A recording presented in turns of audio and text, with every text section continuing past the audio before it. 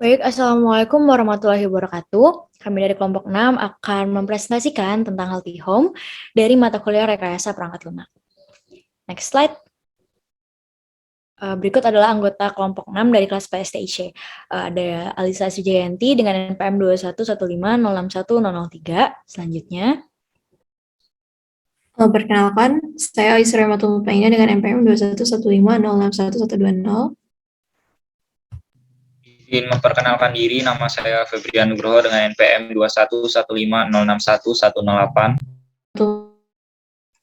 Perkenalkan, nama saya Muhammad Afif Rafi Syaim dengan NPM 211506109. Perkenalkan, nama saya Mufito Afif dengan NPM 211506107. baik, terima kasih kepada anggota kelompok 6. Selanjutnya, kita akan langsung membahas mengenai aplikasi Healthy Home. Nah, yang pertama kita akan membahas tentang sistem request. Jadi topik bahasan kali ini adalah yang pertama deskripsi bisnis, sponsor, kebutuhan bisnis, nilai bisnis, dan persyaratan bisnis. Baik, jadi latar belakang dan tujuan. Latar belakang dari pembuatan aplikasi ini adalah karena pandemi yang mengakibatkan sebagian sektor itu mengalami dampak yang cukup signifikan. Tidak hanya sektor kesehatan, perekonomian, dan pendidikan pun ikut terkena dampak virus ini. Dalam menghadapi masalah pandemi yang terjadi di Indonesia, serta meminimalisir tingkat penyebaran virus corona, maka dibuatlah sebuah aplikasi Healthy Home, yang dimana aplikasi ini memudahkan masyarakat untuk rapid test atau swab test yang dapat dilakukan di rumah masing-masing. Dan tentunya jauh lebih aman dibandingkan rapid atau swab test yang dilakukan di tempat umum. Tujuan dari aplikasi ini untuk memudahkan masyarakat untuk melakukan rapid atau swab test yang dilakukan di rumah. Klinik-klinik yang tersedia di aplikasi Healthy Home ini tentunya juga sudah terdaftar dalam instansi yang terkait yaitu Kementerian Kesehatan yang mendapatkan izin untuk rapid test di masyarakat umum. Terciptanya aplikasi ini juga dapat meminimalisir tingkat penyebaran COVID-19 di masyarakat sehingga diharapkan pandemi akan segera selesai dan bisa hidup normal seperti sedia kala. Next slide. Baik, adapun rumusan masalah dari pembahasan tentang aplikasi ini adalah yang pertama, bagaimana sih deskripsi bisnis atau aplikasi yang sudah direncanakan, siapa target sponsor untuk aplikasi ini, apa kebutuhan dari bisnis yang direncanakan, bagaimana kelayakan teknis, kelayakan ekonomi, dan kelayakan organisasinya. Jadi deskripsi bisnis ini adalah aplikasi Healthy Home ini adalah sebuah software yang dapat membantu masyarakat dalam melaksanakan rapid atau swab test di rumah masing-masing. Sponsornya lembaga kesehatan, terutama Kementerian Kesehatan, dan dengan adanya proyek ini diharapkan dapat membantu lembaga kesehatan agar menjadi lebih efisien serta efektif. Lalu sistem request, ini adalah sistem request-nya, dan kebutuhan bisnisnya itu adalah yang pertama mendapatkan pelanggan baru lewat internet, menghemat waktu pelanggan dalam menjalani swab, meningkatkan efisiensi penanganan masalah swab test yang terjadi di masyarakat, dan meningkatkan market share. Selanjutnya akan dipresentasikan atau dijelaskan oleh Ois. Terima kasih Alisa. Di sini saya akan menjelaskan mengenai nilai bisnis. Apa aja sih nilai bisnis itu? Yang pertama itu ada intangible value, yaitu tentang pertama meningkatkan kenyamanan dan kemudahan pelanggan dalam melakukan swab test. Yang kedua itu meningkatkan brand recognition tentang swab test di dunia internet. Yang ketiga itu meningkatkan minat masyarakat terhadap pelayanan kesehatan berbasis internet karena kemudahannya. Yang keempat, konsumen dapat rapid atau swab test dengan harga yang bersaing. Yang kelima itu memberikan pilihan yang bervariasi untuk penggunaan dalam pemilihan penyediaan jasa swab test. Selanjutnya itu ada tentang tangible value-nya. Yang pertama itu meningkatkan penjualan dari pelanggan baru lewat internet sebesar 60%. Yang kedua itu meningkatkan kenyamanan dan kemudahan customer dalam melakukan swab test sebesar 80%. Yang ketiga, meningkatkan minat masyarakat untuk melakukan swab test jika ada gejala sebesar 40%. Meningkatkan kerjasama dengan fasilitas kesehatan sebesar 70%. Next slide. Untuk persyaratan bisnis sendiri itu ada beberapa, yaitu yang pertama, sistem yang mendukung swab test secara door-to-door memiliki fitur yang harus ada di dalamnya. Yang pertama itu sistem harus online serta memiliki fitur pemesanan. Yang kedua, sistem dapat memberikan informasi lengkap mengenai berbagai langkah dalam penggunaan aplikasi. Yang ketiga, memiliki fitur pencarian klinik terdekat. Yang keempat, memiliki fitur pembayaran dengan berbagai pilihan pembayaran. Yang kelima, memiliki fitur yang menampilkan hasil swab test yang telah dilakukan customer. Dan yang terakhir itu memiliki fitur chat atau penyedia swab atau memiliki fitur chat antara penyedia jasa layanan swab test dan pengguna yang akan melakukan swab test.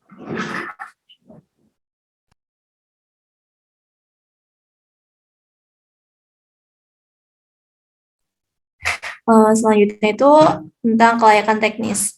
Sistem ini akan dikembangkan dengan basis mobile, sehingga kebutuhan perangkat keras yang dapat digunakan sebagai perangkat penghubung antara customer dan penyedia layanan swab test. Yang pertama, di sini kita akan menganalisis resiko.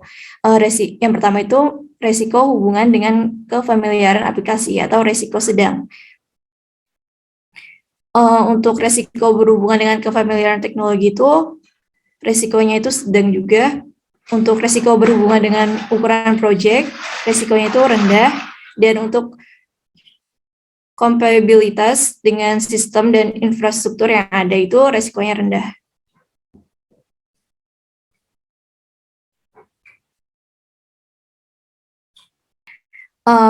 Sekarang kita akan menganalisis mengenai kelayakan ekonomi.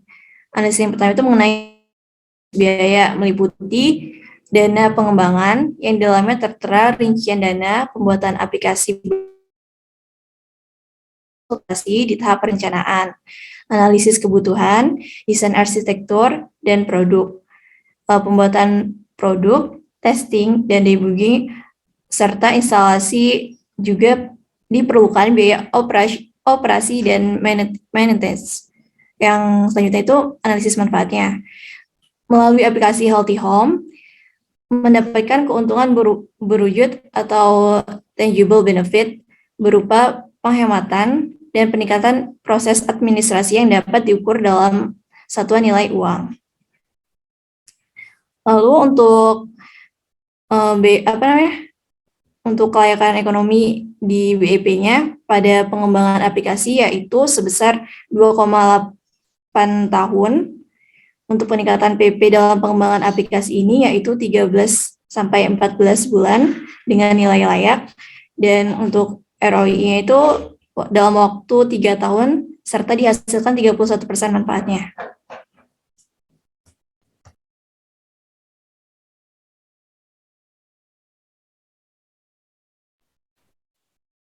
Untuk kelayakan organisasi dalam perspektif organisasi, proyek ini memiliki resiko sedang karena sistem ini bertujuan untuk mempermudah pengecekan paparan dari virus COVID-19 tanpa harus berkumpul dan mengantri di tempat yang sama. Dengan demikian, sistem ini juga dapat mengurangi resiko penyebaran virus COVID-19. Selain itu, sistem ini juga mengoptimalkan dan memaksimalkan dalam pengendalian COVID-19 karena pengguna bisa dengan mudah mendapatkan hasil swab test dan tindakan kesehatan akan lebih cepat dalam mendeteksi penyebaran virus COVID-19 dan mengobati penderita terduga yang terkena COVID-19. Sekian dari saya kembalikan ke moderator. Oke, baik Ais, terima kasih atas penjelasannya. Lalu selanjutnya ada requirements engineering yang akan dijelaskan oleh Febrian. Pada Febrian, dipersilakan. Baik, terima kasih kepada Alisa yang telah memberi kesempatan kepada saya untuk menjelaskan mengenai requirement engineering. Jadi, untuk requirement itu artinya adalah kondisi atau kemampuan yang harus dimiliki oleh perangkat lunak untuk memenuhi apa yang disyaratkan atau diinginkan pengguna. Dalam requirement engineering itu ada dua, yang pertama kebutuhan fungsional dan yang pertama kebutuhan fungsional, yang kedua yaitu kebutuhan non-fungsional. Jadi, kebutuhan fungsional itu mendeskripsikan layanan, fitur, atau fungsi yang disediakan dalam sistem. Dalam kebutuhan fungsional, yang pertama ada kebutuhan pengguna, yang kedua kebutuhan fungsional, yang ketiga kebutuhan bisnis, dan yang keempat kebutuhan sistem. Next slide. Yang pertama, kebutuhan pengguna. Customer hendak melakukan rapid atau swab test. Nah, yang kedua, kebutuhan pengguna itu apa? Yang keduanya itu customer mencetak dokumen hasil rapid atau swab test. Yang ketiga, pengguna butuh akan hendak memilih penyedia jasa rapid atau swab test. Yang kedua, kebutuhan fungsional. Itu yang pertama, sistem mengirimkan hasil rapid atau swab test dalam bentuk dokumen online. Yang kedua, sistem memberikan daftar penyedia layanan dengan detail dan lengkap beserta dengan rating dalam sistem. Jadi dalam aplikasi Healthy Home itu terdapat detail dan lengkap beserta dengan rating dalam sistem penyedia layanan swab atau rapid testnya. Yang ketiga, kebutuhan bisnis. Yang pertama itu meningkatkan minat masyarakat untuk rapid atau swab test sebanyak 15%. Selanjutnya menurunkan penyebaran populasi virus COVID-19 sebanyak 10%. Next slide. Selanjutnya ada kebutuhan sistem. Yang pertama, sistem harus online serta memiliki fitur pemesanan. Yang kedua, sistem dapat memberikan informasi lengkap mengenai berbagai langkah dalam menggunakan aplikasi. Jadi dalam aplikasi tersebut sebelumnya itu ada informasi mengenai berbagai langkah dalam menggunakan aplikasi. Misalnya kayak tutor gitu. Selanjutnya memiliki fitur pencarian klinik terdekat. Selanjutnya memiliki fitur pembayaran dengan berbagai pilihan pembayaran, misalnya GoPay, ShopeePay, Dana, ataupun lainnya. Selanjutnya memiliki fitur yang menampilkan hasil swab test yang telah dilakukan customer. Jadi setelah customer melakukan tes, baik rapid atau swab test akan mendapatkan hasil yang akan diupload atau dikirim ke email pengguna. Selanjutnya memiliki fitur chat antara penyedia jasa swab test dan pengguna yang akan melakukan swab test. Jadi fungsinya di sini itu ada komunikasi antara penyedia jasa swab test dan pengguna. Jadi tidak memakai aplikasi pihak ketiga, contohnya WhatsApp, Telegram, ataupun lainnya. Next slide. Nah, kalau tadi kebutuhan fungsional, ini kebutuhan non-fungsional. Jadi kebutuhan non-fungsional itu apa? Jadi kebutuhan non-fungsional itu mendeskripsikan batasan, karakteristik, properti, atribut dalam lingkungan pengembangan atau operasional maupun kualitasnya. Dalam kebutuhan non-fungsional, yang pertama itu ada aturan bisnis, kedua antarmuka, yang ketiga atribut kualitas, dan yang terakhir yaitu batasan. Next slide. Ada kebutuhan non-fungsional. Yang pertama perlu dipenuhi yaitu menggunakan Android. Di sini belum tersedia untuk iOS atau produk Apple. Selanjutnya spesifikasi HP minimal memori 64 GB. Selanjutnya kebutuhan RAM minimal 3 GB. Yang pertama itu aturan bisnis. Itu ada setiap pemesanan layanan jasa tes PCR ke rumah harus dilakukan oleh klinik yang bekerja sama dengan perusahaan dan memiliki jarak yang terdekat dengan pelanggan. Selanjutnya, pelayanan jasa tes PCR ke rumah dilakukan 3 jam setelah pelanggan memesan pelayanan. Yang kedua, antarmuka. Menu yang ditampilkan minimum menggunakan bahasa Indonesia dan Inggris. Jadi dalam aplikasi Healthy Home itu ada 2 bahasa ya. Bahasa yang tersedia yaitu minimal bahasa Indonesia dan bahasa Inggris. Selanjutnya, sistem harus dapat mencetak hasil swab test setidaknya dalam format PDF. Selanjutnya, atribut kualitas. Di sini ketersediaan layanan minimal 85%. Selanjutnya, sistem dapat melayani 150 transaksi per menit. Selanjutnya itu ada atribut kualitasnya, itu proses pelacakan lokasi terdekat dengan rumah sakit atau klinik pada sistem paling cepat 3 detik dan paling lama 1 menit sesuai dengan kondisi spesifikasi HP user. Dengan spesifikasi yang semakin meningkat, tentunya akan semakin cepat juga hasil yang akan diterima untuk proses pelacakan lokasi tersebut. Selanjutnya itu dalam menu check out, pengguna dapat merequest berapa banyak pendaftar dengan maksimal 5 orang pendaftar. Selanjutnya ada batasan. Yang pertama, handphone yang dimiliki itu minimal menggunakan sistem operasi Android 4.1 dan iOS 10. Jadi sebelumnya itu kebutuhan non-fungsionalnya itu dapat juga menggunakan iOS dan disarankan untuk menggunakan sistem operasi yang terbaru. Selanjutnya, jumlah maksimum untuk atribut nama pengguna sebanyak 20 karakter. Next slide.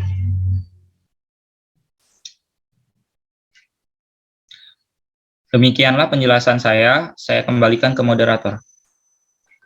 Oke, baik. Terima kasih Febrian atas penjelasannya. Selanjutnya adalah tentang diagram.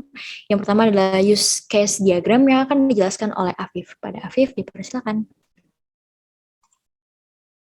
Terima kasih moderator. Di sini saya akan menjelaskan mengenai use case diagram. Pada slide terlihat gambar dengan 3 aktor, yaitu pengguna, klinik, dan admin. Pengguna dapat melakukan atau use case dari pengguna adalah check out, memesan klinik, membatalkan pesanan, daftar, serta mengirimkan pesanan ke klinik. Pada use case check out, memiliki include relationship dengan pembayaran via, dan pembayaran juga memiliki 4 include relationship, yaitu GoPay, transfer bank, OVO, dan Dana. Selanjutnya, aktor klinik itu memiliki 3 use case, yaitu mengelola pesanan yang memiliki hubungan include dengan mengirim pesanan ke klinik, lalu mengelola layanan yang include relationship dengan melihat layanan tersedia, juga memiliki include relationship dengan rapid test dan swab test. Serta use case yang terakhir adalah proses pesanan. Untuk aktor admin memiliki dapat menggunakan use case validasi pembayaran pengguna, menerima pesanan pengguna, serta melihat layanan yang tersedia. Selanjutnya saya akan menjelaskan mengenai use case story. Yang pertama itu daftar. Sebagai pengguna, saya ingin mendaftarkan diri saya agar dapat memiliki akses terhadap aplikasi. Yang kedua, melihat layanan yang tersedia. Sebagai pengguna, saya ingin melihat layanan yang tersedia untuk dapat melakukan pemesanan layanan rapid test atau swab test. Yang ketiga, memesan klinik. Sebagai pengguna, saya ingin melihat daftar klinik agar dapat memesan sesuai lokasi. Yang keempat, membatalkan pesanan. Sebagai pengguna, saya ingin melakukan pembatalan pemesanan saat terjadi kesalahan dalam memesan atau perubahan pesanan sehingga tidak terjadi kesalahan output. Yang kelima, check out. Sebagai pengguna, saya ingin melakukan check out untuk melihat detail pembayaran. Yang keenam, daftar. Sebagai klinik, saya ingin melakukan pendaftaran sebagai klinik yang akan menindaklanjuti pesanan pengguna sehingga klinik akan tertera di daftar klinik terdaftar. Selanjutnya, mengelola pesanan. Sebagai klinik, saya ingin mengelola pesanan pelanggan agar dapat mengkonfirmasi pesanan pelanggan yang telah masuk. Selanjutnya, mengelola layanan. Sebagai klinik, saya ingin mengelola layanan pada halaman khusus klinik agar bisa ditampilkan layanan yang tersedia, yaitu rapid test atau swab test atau keduanya. Proses pesanan. Sebagai klinik, saya ingin memiliki tampilan proses pemesanan agar tampilan status pemesanan pengguna atau pelanggan dapat terlihat. Yang ke-10, validasi pembayaran pengguna. Sebagai admin, saya ingin melakukan validasi pembayaran pengguna agar proses pemesanan layanan pengguna statusnya menjadi menunggu klinik atau menuju tempat pengguna. 11. Menerima pesanan pengguna. Sebagai admin, saya ingin menerima pesanan pengguna agar pengguna bisa melanjutkan ke tahap status konfirmasi klinik, menyetujui atau tidak. Lalu setelahnya pengguna akan diminta melakukan pembayaran jika klinik menyetujui. 12. Mengirim pesanan ke klinik. Sebagai admin, saya ingin melakukan pengiriman pesanan pengguna ke klinik terkait agar pesanan pengguna dapat ditindaklanjuti oleh klinik untuk menerima pesanan atau menolak pesanan. Selanjutnya saya akan menjelaskan mengenai use case skenario. Pertama, mengelola pesanan. Aktornya adalah klinik dengan tujuan pengelolaan pesanan. Pertama, sistem akan memberikan respon mengirimkan pesanan kepada klinik. Yang kedua, aktor akan menerima pesanan dan mengelola pesanan. Selanjutnya, nama use case, proses peranan dengan aktor klinik untuk tujuan memproses pesanan. Respon sistem, yaitu rincian pesanan masuk dan aksi dari aktor adalah mengecek apa saja yang dipesan. Validasi pembayaran pengguna. Aktornya adalah admin dengan tujuan validasi pembayaran yang dilakukan customer. Dengan respon dari sistem, yaitu pembayaran telah masuk, pengecekan pembayaran, mengirimkan notifikasi ke customer bahwa pembayaran telah berhasil, dan mengirimkan notifikasi ke klinik bahwa telah ada pesanan yang masuk. Selanjutnya adalah menerima pesanan pengguna. Aktornya adalah admin dengan tujuan menerima pesanan pengguna. Diawali dengan aksi aktor yang melakukan pembayaran, dilanjutkan dengan respon dari sistem, yaitu menerima pesanan customer beserta rincian tes dan alamat. Selanjutnya, mengirim pesanan ke klinik dengan aktor admin dengan tujuan mengirimkan pesanan ke klinik. Diawali dengan aksi aktor, yaitu mengirimkan pesanan ke klinik, dilanjut dengan respon dari sistem, yaitu meneruskan ke klinik. Selanjutnya adalah melihat layanan yang tersedia dengan aktor klinik, tujuan melihat layanan tersedia. Diawali dengan aksi aktor, menyediakan informasi swab test dan rapid test yang tersedia, dan diakhiri dengan respon dari sistem, yaitu menampilkan pada Healthy Home. Saya rasa cukup, saya kembalikan kepada moderator. Baik, terima kasih Afif atas penjelasannya. Selanjutnya mengenai activity diagram yang akan dijelaskan oleh Mukito Afif. Pada Mukito dipersilakan. Terima kasih moderator. Sebelumnya, activity diagram itu ialah interaksi user dengan sistem secara general. Jika user ingin mendaftarkan akun, maka activity diagramnya user harus terhubung dengan internet, lalu membuka aplikasi Healthy Home, kemudian mendaftarkan akun, lalu diverifikasi oleh klinik, lalu kliniknya juga harus terhubung dengan internet dan membuka aplikasi Healthy Home, dan dia mendaftarkan sebagai klinik. Jika verifikasinya benar, maka akun terdaftar dan lanjut ke menu tampilan awal. Jika tidak terverifikasi atau tidak valid akun tersebut, maka ia akan kembali ke daftar. Kemudian pada activity diagram membatalkan, mengelola, dan proses pesanan, pengguna pada tampilan menu utama memilih klinik, kemudian memesan klinik, lalu memilih layanan. Setelah memilih layanan selesai, maka user harus melakukan pembayaran. Jika pembayarannya telah tervalidasi, maka klinik akan mengelola layanan tersebut lalu memproses layanan apa yang diinginkan oleh user. Jika pembayaran tidak divalidasi, maka ia akan ke pesanan tidak diproses. Jika pembayaran sudah tervalidasi tapi user juga dapat membatalkan pesanan apabila pembayaran sudah tervalidasi. Jika sudah membatalkan pesanan, maka pesanan tidak diproses dan user akan kembali ke tampilan menu awal. Selanjutnya,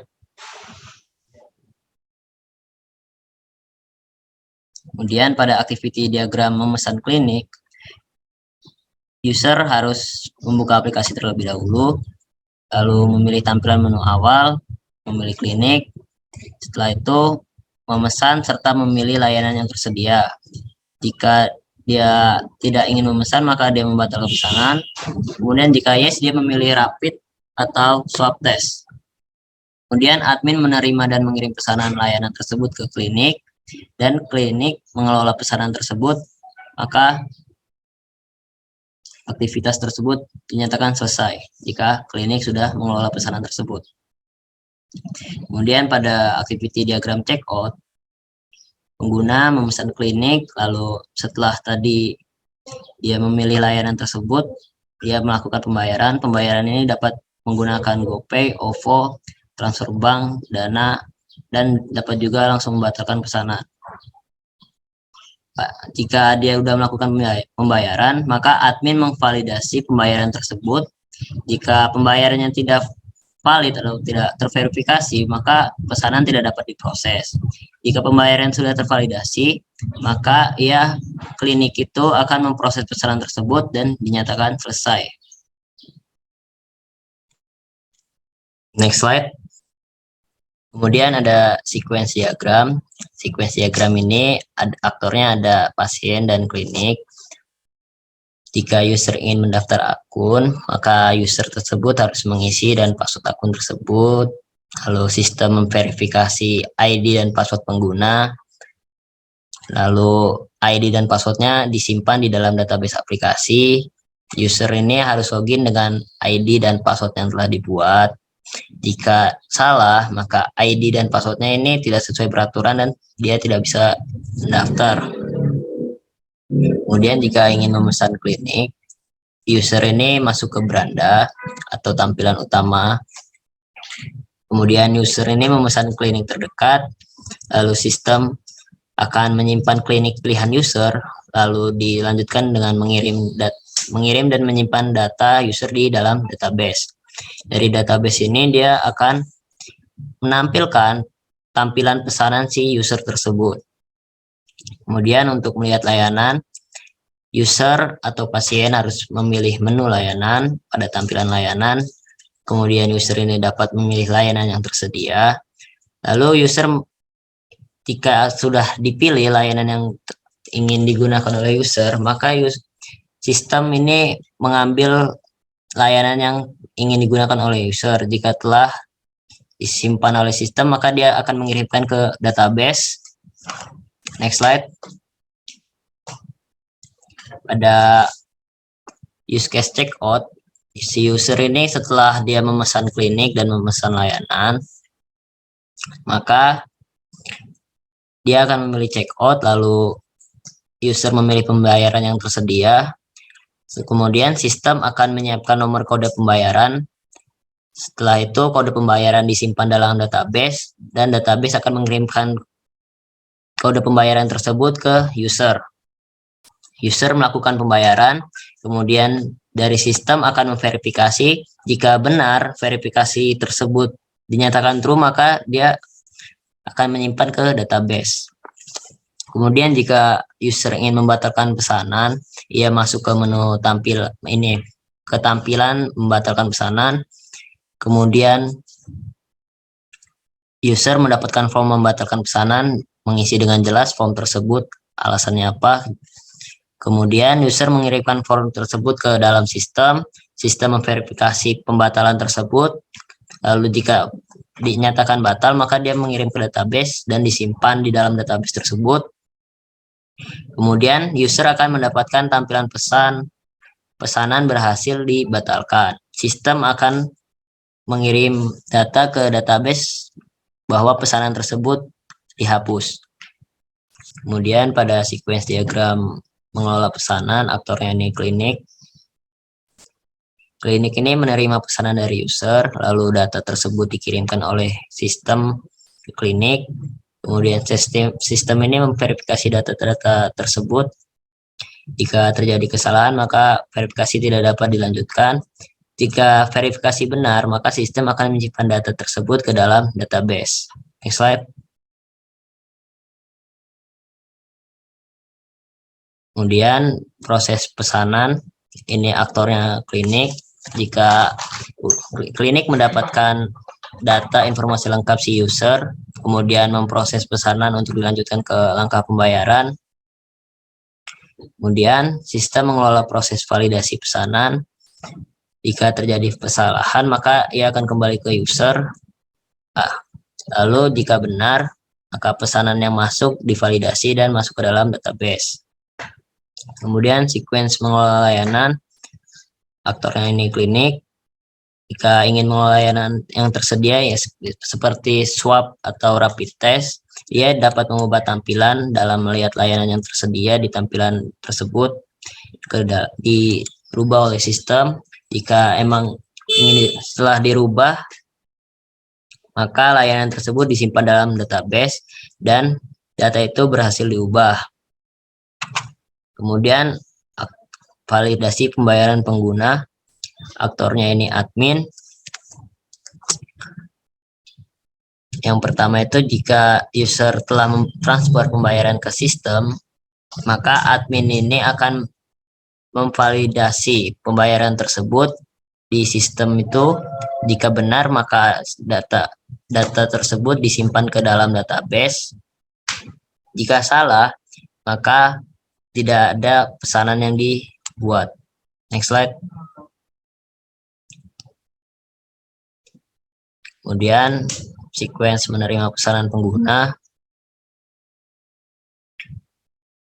Aktornya admin. Jika pesanan diterima dari user, lalu dia lanjut ke sistem, pesanan dari user ini dikirimkan ke sistem. Setelah selesai, dia masuk ke database. Jika tiba-tiba dibatalkan oleh user, maka dia akan dapatkan tampilan dibatalkan oleh user di sistem, tidak sampai ke database. Lalu sequence mengirim pesanan ke klinik. Data pesanan si user diambil dari database yang telah dibuat sebelumnya. Kemudian sistem akan memvalidasi pesanan. Kemudian jika terverifikasi, data akan disimpan di dalam database. Lalu database akan mengirimkan data tersebut ke klinik. Si admin akan mengirimkan data tersebut ke aktor yang klinik. Next slide. Sekian dari saya kembalikan ke moderator. Baik, terima kasih teman-teman sekalian atas penjelasannya. Semoga bermanfaat, semoga presentasi ini sangat bermanfaat untuk semuanya. Mungkin sekian saja dari kelompok kami. Terima kasih atas perhatiannya. Wassalamualaikum warahmatullahi wabarakatuh.